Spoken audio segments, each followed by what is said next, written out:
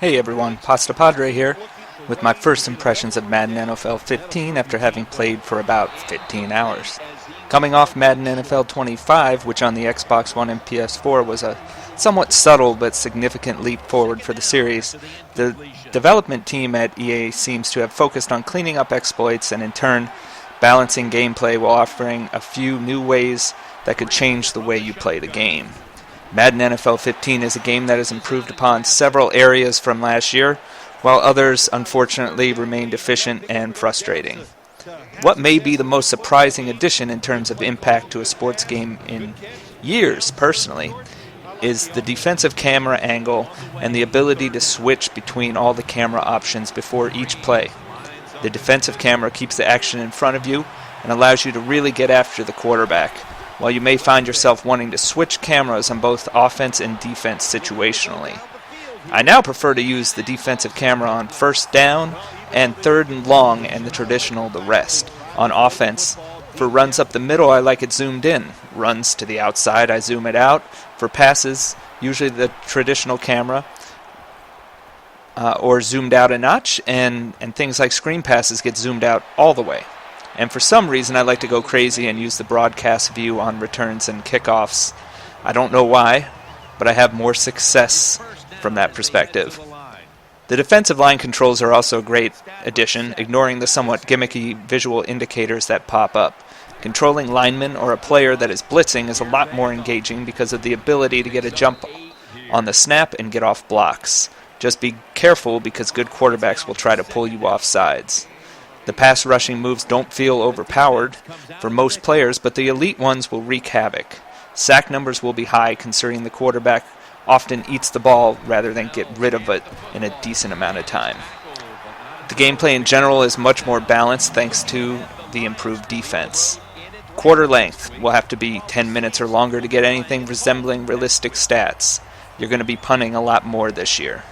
The CPU is more challenging to play as well. Player differentiation seems to stand out pretty well, both in performance and how they take advantage of their unique skill sets. One new addition replacing game flow is the crowdsourced play calling suggestions. They pop up based on the telemetry that has shown success in other Madden games. You'll see the plays being presented and why they have been singled out with the success rate percentage and average yards gained. You can get an idea for what plays have been working for people through this. Hopefully the variety increases and doesn't decrease as users discover what routes and what route combinations and what runs are more successful than others. The biggest issue with the new suggestions are that you get defaulted into them every time, so you have to back out to get to the other methods of play calling. And if you want to do that often, you're going to be hitting that back button an awful lot. On the downside of things with Madden this year, some of the deficiencies have certainly carried over. CPU quarterbacks are super efficient, even the bad ones. Yes, there will be some inaccurate passes. EA stressed accuracy as mattering much more this year, and at least on default Pro, All-Pro, and All Madden, that really isn't living up to its billing. Quarterbacks like Matt Flynn, Johnny Manziel, Christian Ponder, and Geno Smith have completed 70 to 90% of their passes against me. They'll throw some interceptions mixed in, but not all that many incompletions. They work the short and intermediate areas of the field and rarely throw deep. Still, playing against the more elite quarterbacks, they are much tougher to stop. It's just the bad ones aren't the drop-off you would expect, and they have an awful lot of success on third downs. You can get a lot of sacks, but the actual pressure, that presence of pressure, doesn't rattle them as much as it should. You also can't exploit single coverage down the field even with elite wide receivers, and this is another issue that is carried over. The risk of interceptions are too high to take shots deep even with the likes of Calvin Johnson. The receivers simply don't body up for the ball or contest it, and the quarterbacks, even with big arms like Matthew Stafford, tend to overthrow it, or underthrow it, that is, despite leading the pass. Only once have I had a deep ball go overthrown.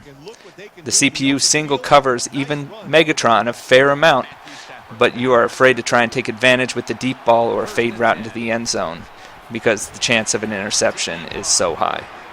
The no huddle is another area of concern. It moves way too fast, beyond what any up-tempo offense is capable of.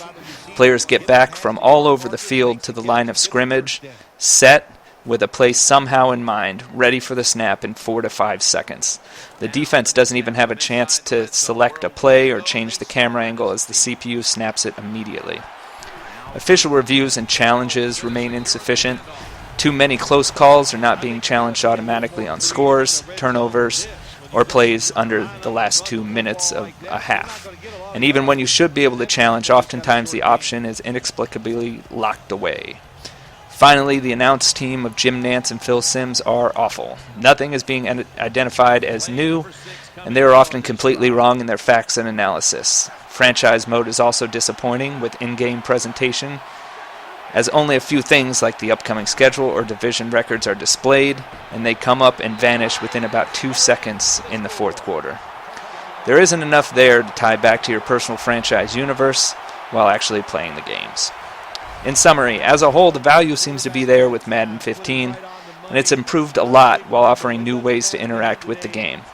But as always, it will depend on what is important to each individual and their feeling on the series in recent years. Make sure to check out pastapadre.com for daily coverage of sports games and follow on Twitter at pastapadre. A full review of Madden NFL 15 will go up later this week or early next week. Until next time, take care.